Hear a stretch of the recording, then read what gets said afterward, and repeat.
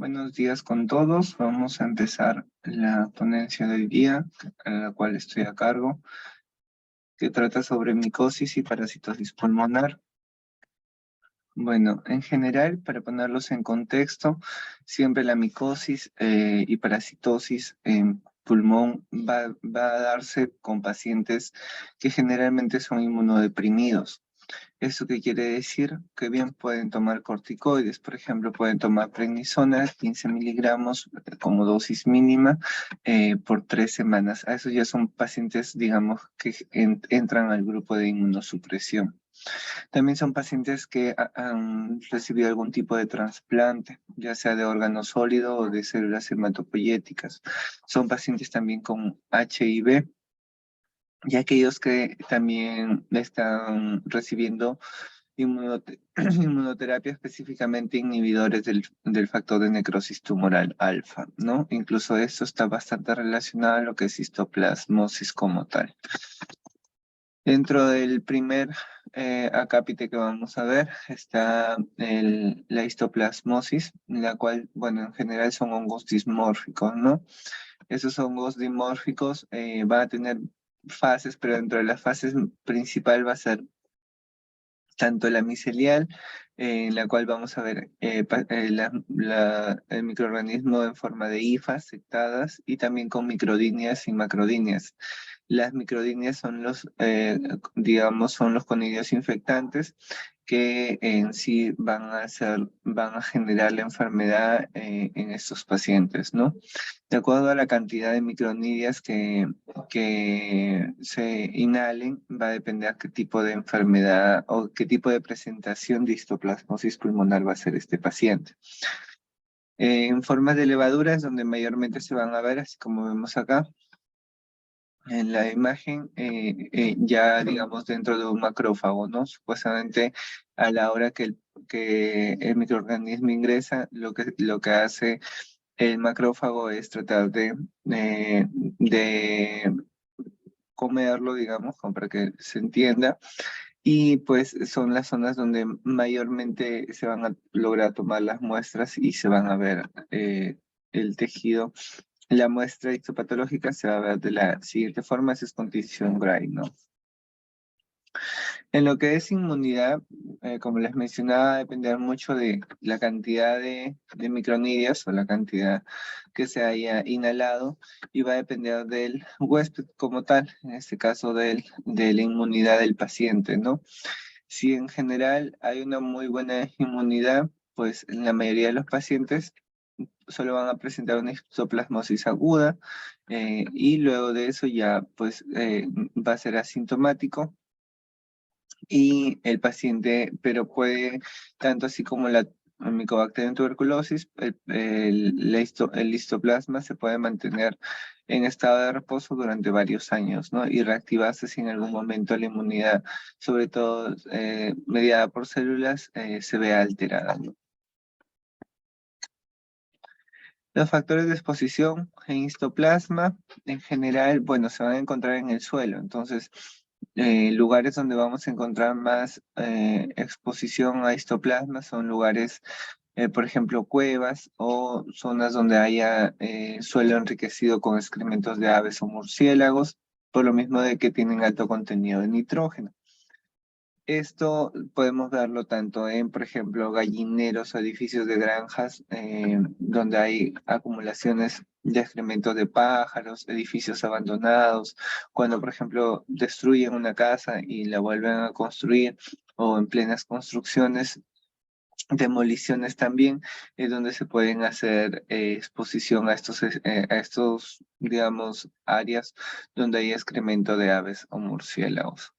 Eh, Sitios de descanso de pájaros, cuevas, también cuando hacen la tala de árboles en zonas, digamos, de la selva, donde puede haber bastante aves sobre todo, ¿no? Las actividades que se han asociado con la exposición incluyen tanto excavación, como les mencionaba, sobre todo cuando tratan de mover tierra, que eso hace que se pueda inhalar más microdíneas, construcción, demolición, remodelación, corte y recolección de madera, así como en las zonas de cuevas, ¿no? Exploración de cuevas, limpieza de estructuras donde haya guano de aves o murciélagos.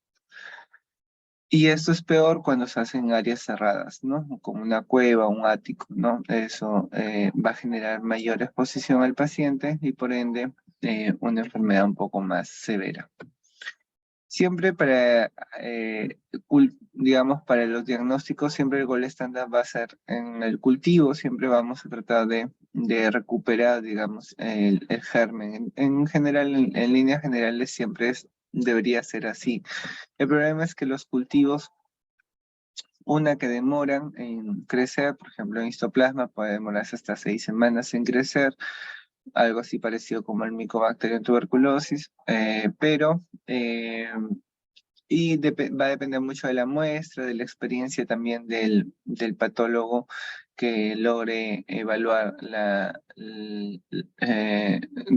que el microbiólogo que logre evaluar los cultivos. Entonces, la recomendación en general es eh, un cultivo, ya sea de una muestra de esputo, un lavado bronquiolveolar, pero actualmente ya pues nos ayudamos de otros tipos de pruebas que nos puedan dar. El problema es que no son totalmente sensibles y en algunos casos no son tan rentables para el diagnóstico, ¿no? En estos pacientes se puede utilizar, por ejemplo, actualmente usan bastante galactomanano en Estados Unidos, donde tienen bastante histoplasmosis en zonas de Mississippi, de ríos de Mississippi, todas esas zonas, digamos que es frecuente. En nuestro país no es tan frecuente histoplasmosis, pero podemos verlos sobre todo en zonas de la selva o en zonas donde hay cuevas, ¿no? Eh, lo que se trata de utilizar actualmente es el galactomanano, que da una buena sensibilidad y ayuda un diagnóstico más rápido en los pacientes, ¿no? Se puede hacer de las mismas, si se hace en algún momento biopsia, también se puede hacer biopsia eh, se puede hacer el estudio de biopsia y también dar el diagnóstico ahí, ¿no? Pero va a depender mucho de la experticia del que lo está observando.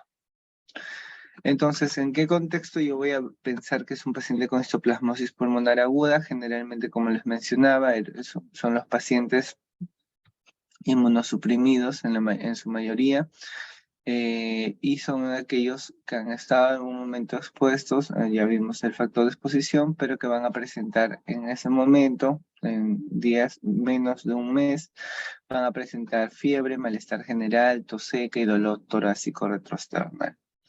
En las radiografías de tórax se suele mostrar enfermedad focal del espacio aéreo. En sí vamos a ver digamos, una adenopatía iliar o ya sea mediastínica asociada a una lesión, a un foco, a un infiltrado pulmonar, ¿no? Entonces, eso nos ayuda y es parecido a lo que es tuberculosis como tal, ¿no? Por eso siempre va a depender del contexto del tipo de paciente y siempre van a estar como diagnósticos diferenciales. La enfermedad más grave generalmente va a depender de la cantidad, como les mencionaba, de inoculación de micronidias. Y pues si el paciente ha sido demasiada la inhalación, puede incluso llegar a disneyas severas, ser insuficiencia respiratoria y en algunos pacientes llegan a ser hasta un ARS, ¿no? Por ejemplo, esta es una lesión, es una tomografía de un paciente adulto joven con histoplasmosis pulmonar aguda, donde se ve un infiltrado, ¿no? Vemos el infiltrado en la parte superior derecha, asociado a una linfadenopatía, ¿no? Vemos acá agrandamiento con áreas de vidrio deslustrado y un infiltrado asociado más periférico, ¿no?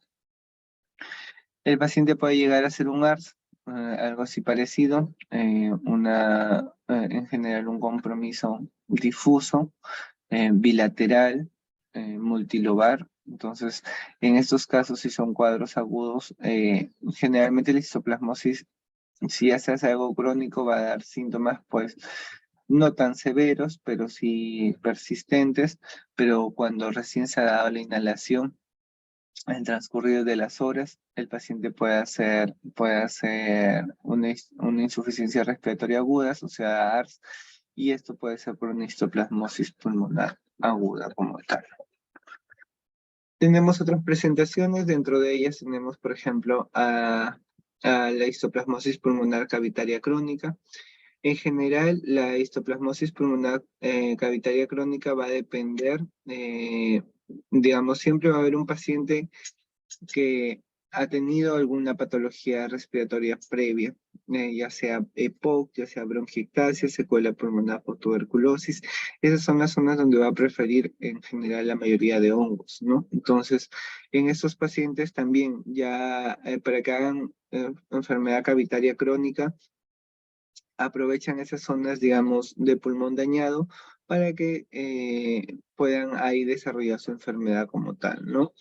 En estos pacientes se puede ver necrosis central, se pueden ver cavidades que van a ir aumentando en tamaño poco a poco, y esto asociado a síntomas, ¿no? Como si fuera una tuberculosis, ¿no? Tos, fiebre, pérdida de peso, y poco a poco se va a intensificar la tos, ¿no? Puede haber hemoptisis hasta un tercio de los pacientes, y por ende ameritan tratamiento como tal, ¿no? Por ejemplo, esta es una enfermedad, una histoplasmosis pulmonar cavitaria crónica. Vemos lesiones lesiones cavitarias, un pulmón ya previamente dañado, como vemos. Incluso aquí hay engrosamiento tractos fibrosos, engrosamiento pulmonar como tal. Y en estos casos nosotros vamos a ver que ya las cavidades también se van a volver con paredes gruesas, ya no van a ser solo cavidades, digamos, con paredes relativamente finas, ¿no? Entonces, en estos tipos de pacientes vamos a pensar en una histoplasmosis pulmonar cavitaria crónica. Uno cuando lo ve así piensa más que fuera solo una tuberculosis, una secuela de tuberculosis, pero por eso siempre es necesario, si la sintomatología persiste, estudiar al paciente para descartar hongos, ¿no? ¿Qué complicaciones nos puede dar la histoplasmosis pulmonar? Bueno, nos puede dar una mediastinitis granulomatosa y una mediastinitis fibrosante. Es, digamos, parecido ambas presentaciones.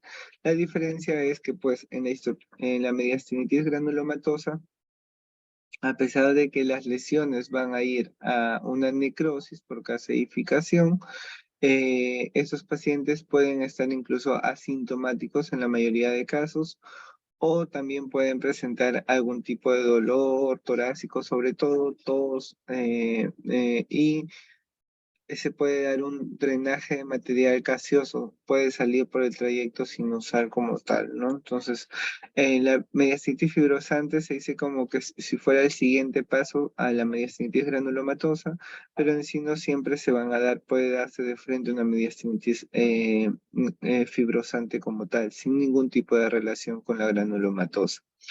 Ese tipo de pacientes, en general, pues podemos ver incluso hasta encapsulamiento de zonas principales o de órganos principales, o ya digamos de arterias y venas pulmonares, vena cava superior, o los bronquios principales van a estar encapsulados por que el mediastino va a tender a fibrosarse secundario a la histoplasmosis como tal, ¿no?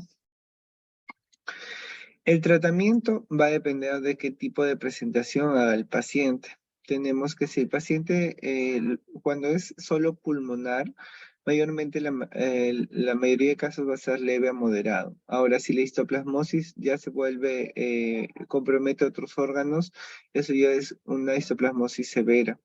Entonces, y ya se considera una isoplasmosis diseminada. Entonces, ya ahí sí puede ingresar la anfotericina B liposomal como tratamiento. Se prefiere más que la de desoxicolato de anfotericina B. Siempre preferida por la tolerancia la liposomal. Y se puede, luego de darle 1 a 2 semanas, generalmente se da 2 semanas, pero va a depender de los controles de función renal que se le haga al paciente, se les hace un seguimiento. Y posterior a eso, como este es tratamiento endovenoso, ya se puede cambiar. Si hay una buena evolución, se puede cambiar a vía oral. Dentro de los tratamientos orales, más recomendado está el itraconazol sobre todo el resto de azoles, ¿no? Incluso hasta sobre el fluconazol. Se puede dar el itraconazol 2 veces al día y se completan 12 semanas de tratamiento. Si fue moderadamente severa a severa.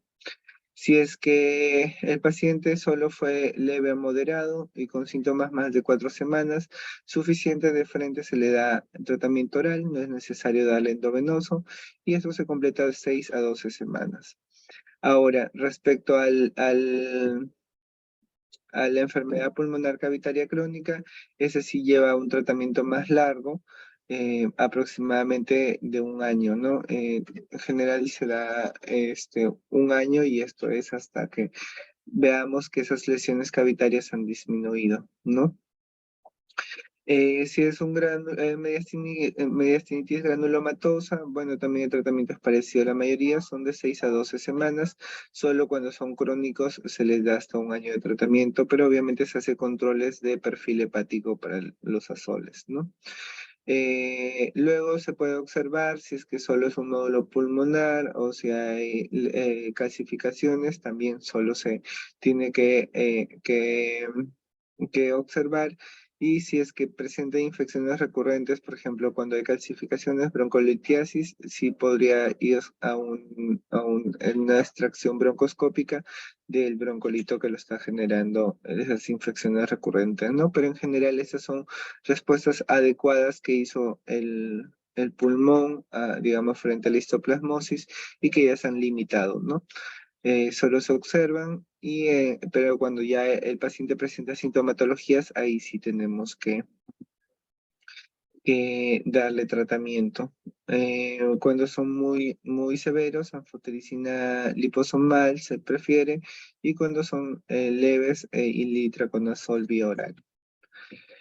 La aspergilosis, este es otro hongo que también nos trae bastantes problemas, sobre todo el aspergillus fumigatus es frecuente, sí, generalmente también están en suelo o en áreas de vegetación en descomposición, sobre todo en áreas de humedad. Podemos verlo en nuestra realidad o en nuestra, digamos, lugares más cercanos. Pueden estar en zonas, por ejemplo, donde hay aires acondicionados, en saunas, que son áreas húmedas. Pueden estar incluso en las rejillas de alcantarilla, ¿no? Todos esos, ahí puede haber aspergillus. Yo puedo inhalar el aspergillus, sí, pero no necesariamente voy a hacer enfermedad. ¿Qué es lo que prefieren estos hongos? Como les mencionaba, siempre van a preferir los pulmones donde ya hay lesión preexistente, ¿no? Por ejemplo, es bronquiectasia, CEPOC, secuela pulmonar por tuberculosis antes.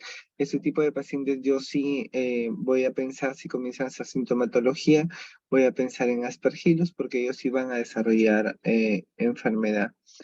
El Aspergillus también tiene varias presentaciones. En general vamos a ver más que todo IFAS, que es lo más común. Y en general lo que se inhala son esporas en total que van a aprovechar el huésped.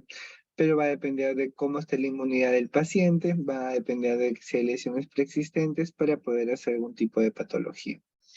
En presentaciones, pues podemos tener, si es un paciente, por ejemplo, con fibrosis quística o asma previo uso de corticoides, pues esos pacientes ya tienen bronquiectasias como tal, pero estas bronquiectasias van a ser más centrales, no van a ser tan periféricas y van a generar una enfermedad que se llama aspergilosis broncopulmonar alérgica. También podemos tener pacientes donde solo ligeramente hacen enfermedad al inicio, que pueden darse como aspergilosis invasiva aguda en menos de un mes. Semi-invasiva crónica se considera de 1 a 3 meses, y cuando ya hay un micetoma, digamos una bola fúngica en una área cavitada, eso se llama aspergiloma, y entra dentro de los grupos de aspergilosis fibrocavitaria. El aspergiloma en general va a ser una cavidad con una bola adentro que corresponde a una bola fúngica. En sí son bastante restos, van a ver ahí de todo, ¿no? moco, fibrina, restos celulares, que van a generar una especie de una bola. Esto nosotros siempre vamos a ver en la lesión en la cavidad, vamos a ver áreas de semiluna. ¿Por qué? Porque va a haber un espacio que no va a estar totalmente ocupado. Entonces, justo digamos, el signo de semiluna es conocido por aspergiloma mental.